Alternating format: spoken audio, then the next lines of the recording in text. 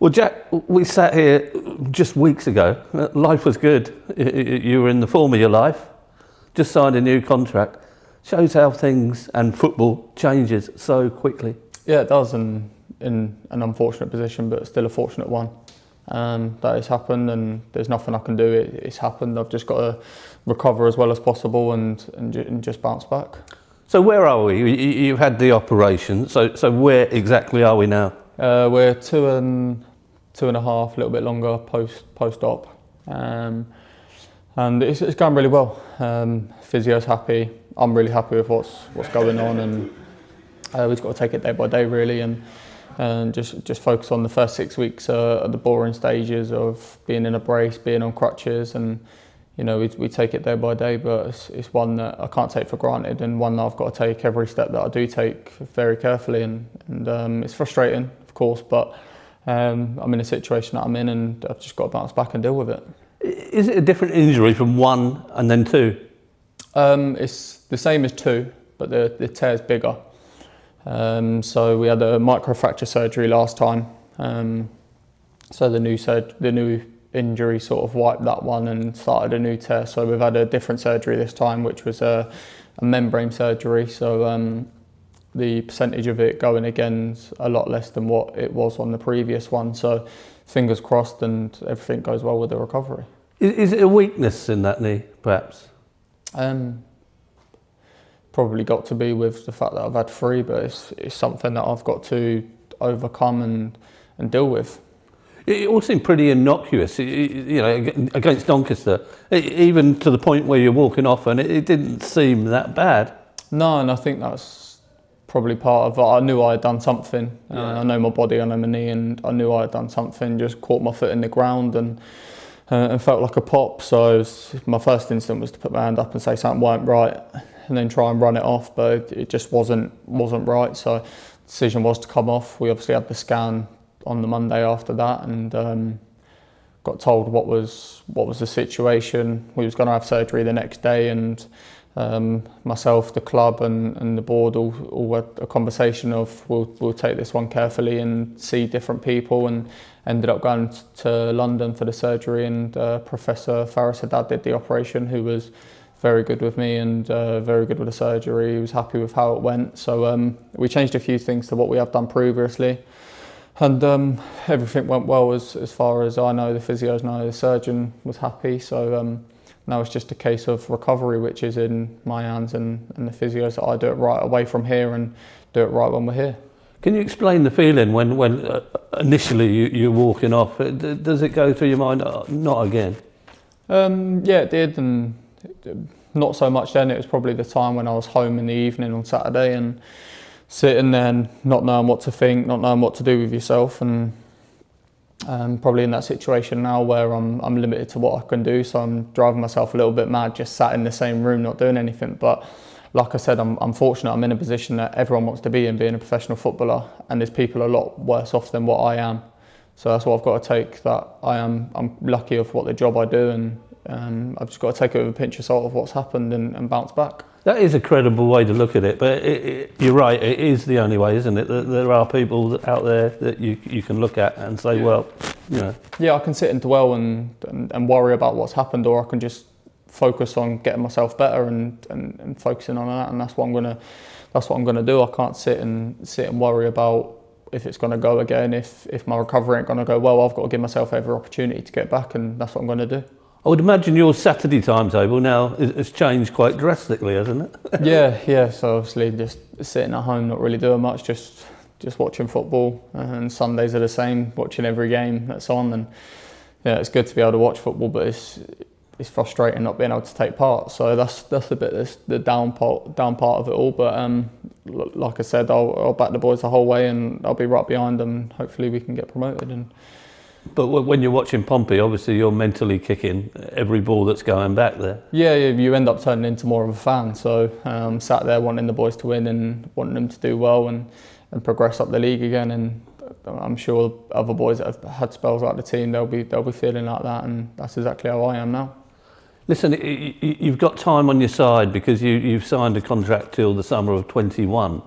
So you've got that time on your side. I mean, you could even return a championship player, couldn't you? Yeah, and that's the thing. Like, we've not put a time frame on how long it's going to take. If it takes a year, longer. If it takes a little bit less, then that's what it's going to be. We're not going to rush anything.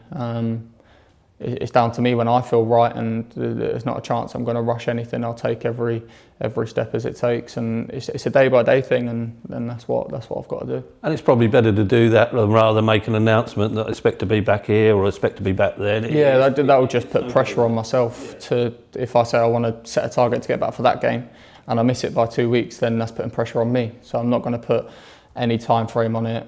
I'm just going to take it day by day, run by run when I'm back running, and we'll just see how we go, and time will tell, and I'll be a better player when I come back.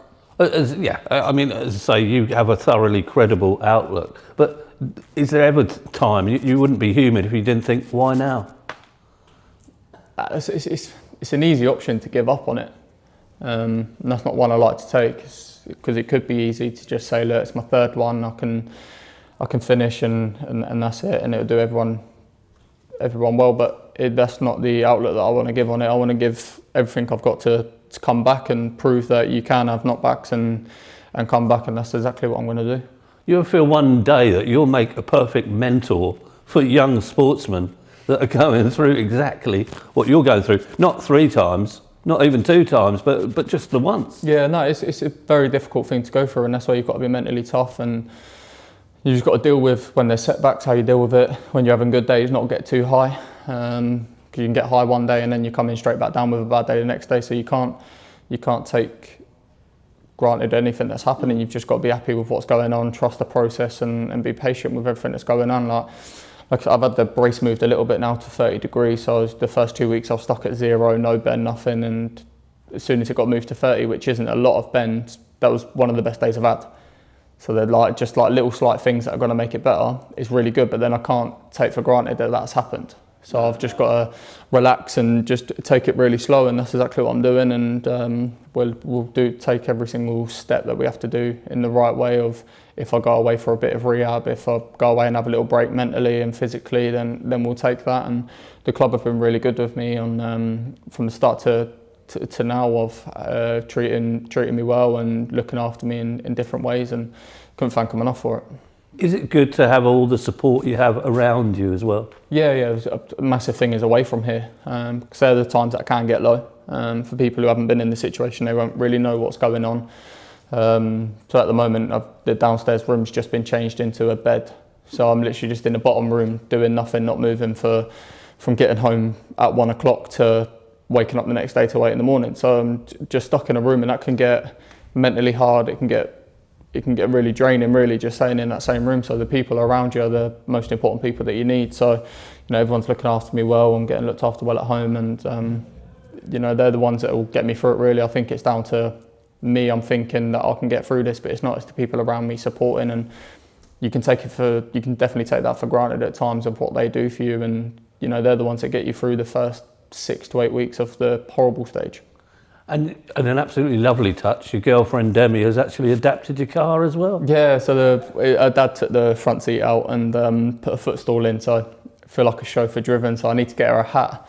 But nice touches like that of people looking after you and stuff, and you sort of forget from the previous one of the stages of what happens, and slowly getting back into the rhythm of remembering, oh, this is coming up now and that's coming up now, and it's tough, but it's something you've just got to deal with. It's never easy being a footballer, no matter what you do. But the injuries are part and parcel of what come with it. Obviously, this is my 3rd long-term one, and I like to think I deal with them quite well. But I know there's going to be tough days, and there's going to be really good days, and that's just what you have to do.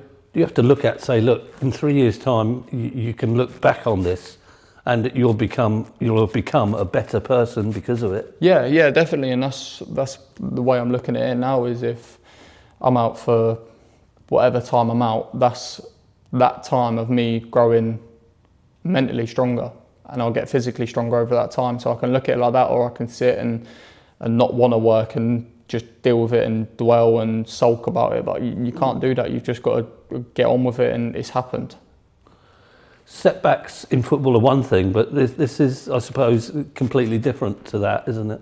Yeah, it is. It's a tough situation to be in. There's no denying that, and there will be hard times. That's a fact. But you just got to be mentally strong. And like I said just a minute ago, there's people in such worse positions than what I'm in, and I can't complain. I'm a professional footballer playing for a club at a local team, and there's nothing better than that. So I have a spell on the sidelines, but you know, there's definitely people worse off, and that's what I've got to look at, that I am healthy, and that's the main thing.